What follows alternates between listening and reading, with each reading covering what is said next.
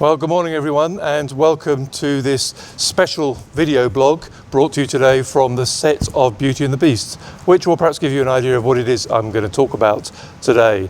I really felt I wanted to do this one-off principles video blog from Wellington Academy, ALKL, really just to talk a little bit about our production and what it means for us as a school. I think perhaps the first thing I should do is just say a massive thank you. A thank you to Mr. Matthew Morris, who really drove the whole thing, but also to Mrs. Fivey, who directed it, and a whole range of staff who were really committed to this right from the start. We had about 80% of our staff involved in this production in one way or another. So it really was a team effort. I want to thank the backroom staff as well, our support staff, who did lots of work behind the scenes with scenery, shifting things about, organisation, and also to our parents, because we expect children to commit to a production, but it does need parents to commit to bringing their children in, picking them up, making them available for rehearsals. And I know that we had quite a lot of parents who were here for every single performance. Fantastic dedication from them, so thank you. But there are three things I particularly wanted to talk about with relation to the play and what it means to us as a school. And the first thing is about being inclusive. We say that we're an inclusive school. We think we're one of the most inclusive schools in Dubai. And this production of Beauty and the Beast really emphasised that. So we had a huge cast of over 100 students, and the age range of those students was from 5 to the age of 14.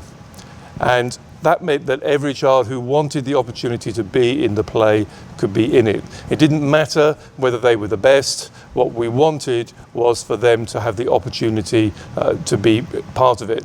And I think that was a great compliment to the staff involved in this, that they were willing to give those children the opportunity, because all of them can learn something from it. So inclusiveness was a real part of this. I think the second thing that we saw in this production was high expectations. And high expectations are absolutely critical. If I've learned nothing else over the last 35, 36 years of being in the teaching profession, is that students, generally speaking, will reach whatever level you set the bar at. If you set it low, that's where they'll reach. If you set it right up there, most of them will reach it, and even if they don't quite reach it, they'll get very close to it, and what they do will still be very good.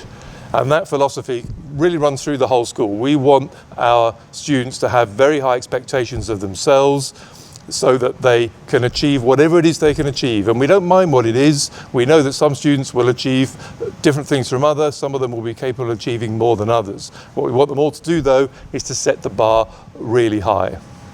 And the final thing I wanted to mention is what we call the hidden curriculum. The things around the school that your children learn from almost without knowing it. So obviously when they go into a classroom, our students expect to learn things. That's part of what we do. But our idea, our philosophy here is that children should be learning from the moment they set foot in the school to the moment they leave.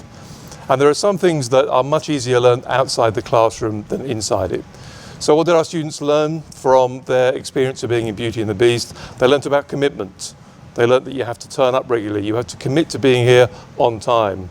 They had to commit to learning their lines, of knowing the songs, of knowing where they had to be and when. They had to learn about what it is to be in a team, because it only needs 1 or 2 people not to do what they're meant to do in a production, and it makes things difficult for everyone else. So all those things are part of what we might call the hidden curriculum, the kind of things that we are teaching in our WEC learner profile. Critical thinking. Children have to be able to adapt what they have in front of them, to see what's happening and to make their own decisions. They can't just be told everything. So I think these kind of experiences are a brilliant way for children to enhance their learning.